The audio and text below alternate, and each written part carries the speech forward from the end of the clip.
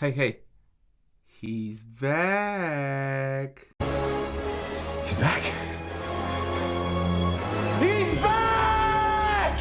So Nikola Jokic, after missing the last 4 games, I don't believe he's played since March 15th, which, by the way, in that game, he dropped 40 points, 13 rebounds, and 9 assists. Played last night against the Milwaukee Bucks, where surprisingly they didn't have Giannis. I'm still not sure why Giannis didn't play. And of course, there's no Damian Lillard, being that Damian Lillard was out in his first game after finding out that he's dealing with some blood clots. And I can't speak for you all, but for me, Nikola Jokic is my favorite player in the league, obviously, if nobody's been able to put that together. And I'm just waiting for the game or the moment or the day when Nikola Jokic just slows down. I don't even mean like as far as production. I just mean like as far as how he's moving. Because last night, for some reason, to me, he seemed looser, he seemed lighter, he seemed well rested.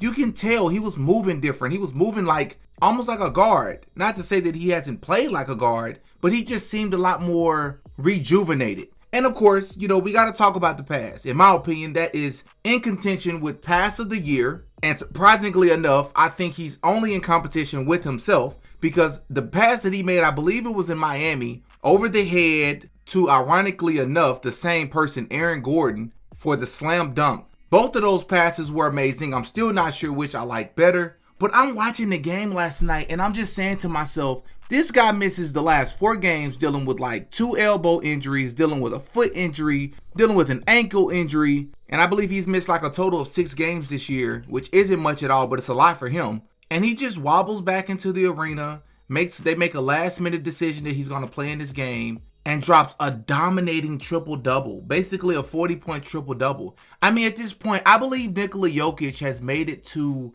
the upper echelon. He's made it to the status of not just like how people look at him. I'm talking about the way he sees the game. That of a Michael Jordan, of a LeBron James, of a Kobe Bryant, of a Larry Bird, of those guys. Like, I don't know if I'd put Kevin Durant in that category. Like, hooping comes naturally. Scoring the ball comes naturally for Kevin Durant. But I'm talking about the way he orchestrates on the court. Nikola Jokic is just like a freak of nature, dude. Because I would expect like Luka, obviously, there's been a lot of talk over the past couple of years about Luka's weight. The same thing with James Harden. They'll come in during training season, come in during training camp, and all of a sudden they're 20, 30 pounds overweight. And I'm waiting for that moment for Nikola Jokic because he's not that athletic. Obviously, he can't jump over a curb. He's a big guy. His job is to be in the paint. But this guy stays in shape, seems to be the most active on the court, takes a lot of abuse. Don't even get me started on the fact that he gets fouled quite often, every single game, and they don't even call it.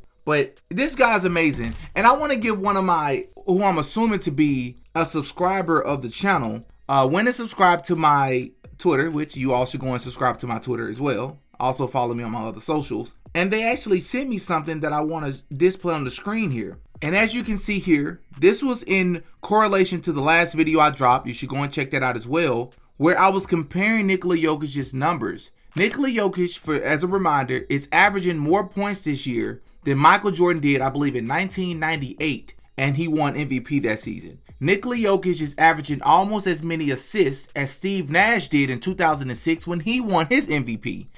He averaged 10.5. Nikola Jokic is averaging like 10.2 on less turnovers. Nikola Jokic is averaging the same amount of rebounds as Tim Duncan did in the year that he won MVP. Nikola Jokic is averaging more steals at 1.8 than either John Stockton averaged or he had in 2002 when he won. He was like the steals leader or something like that. But the thing is, Nikola Jokic is doing all of this in 1 year. And if you look at this chart here, here's the stats. Here you have points per game, rebounds, assists, steals, blocks, field goal percentage, 3-point percentage, free throw percentage, effective field goal percentage, and value over replacement and box plus minus. That's a total of 11 categories. And if you count here, Nikola Jokic takes up 8 categories out of 11, including Shai Gilgeous-Alexander from this year. How is this person not the MVP? I don't want to keep ranting on this. I don't. That's not my plans for this channel. It really isn't. But I'm ranting and raving because this is ludicrous what this dude is doing. And the fact that this is the best year that Jokic has ever had. And he's already won 3 MVPs. Nobody in the league is having a better season than him. From a statistical perspective, from an impact perspective, from an eye test perspective, and the fact that we could potentially go down in history with this year not being a year that Nikola Jokic wins an MVP, with the year that he's had, puts the NBA in a very, very weird position. It's like at this point, I'm just calling this the WFF, the WWF or something, because it's just not, it's not real anymore, bro. It's like, and I truly wonder if the Nuggets think about this. I wonder if them as a team, I wonder if Jokic cares. I really do. I know he presents himself as if he doesn't, but I really truly wonder if he cares about this type of stuff. Because if he's already acknowledged and admitted himself that he's having the best year that he's ever had, the fact that you could not win MVP this year, bro, and the biggest thing they're going to tell you is, I mean, you don't play defense as well as, I don't care that you're averaging as many steals as SGA. The team, he has a better team. They're playing better. Like, is it most valuable player or is it most valuable team? But I do want to note, I do want to bring something to you all's attention.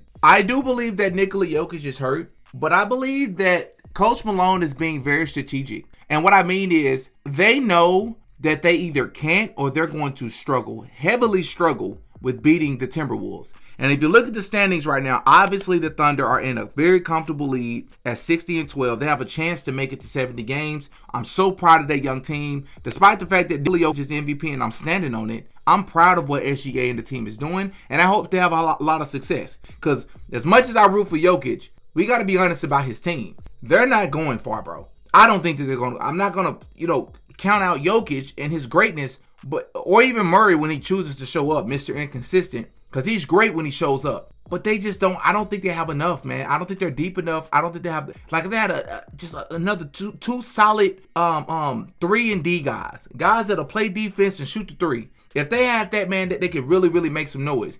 But they're lucky if they get out the second round. If they make it to the Western Conference Finals, I will be shocked. Because they need to avoid, here are the teams that I think that the Nuggets need to be avoiding. Because they currently sit at 3. They're 2 games in the loss column behind the Rockets. You got the Lakers, who are tied with them in the loss column, but they're 2 below them in the win column. You got the Grizzlies at 5, Clippers at 6, Warriors at 7, Timberwolves at 8. You don't want to see the Timberwolves. So what I would do if I was them, and I'm sure Coach Malone has already been doing this, wherever the Timberwolves fall, you all need to be strategizing on when you're playing Jokic and when you're not, because sure, that may end up impacting his chances at winning MVP.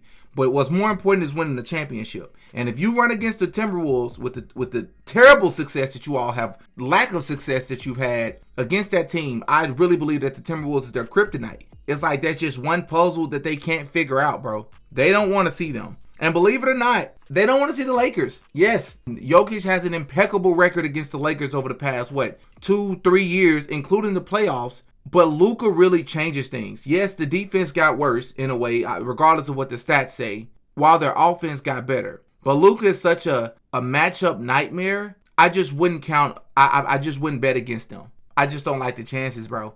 Especially with the Nuggets defense. You know what I mean? So they want to be careful with that. But y'all up in the comment section, I'm happy to have Jokic back. I'm glad he looks healthy. I'm glad he's back. I'm glad he's playing well. Y'all up in the comment section, give me your thoughts on what you thought about the game. I'm Demetrius. I go by DD. And that's all for this one, man. Until next time.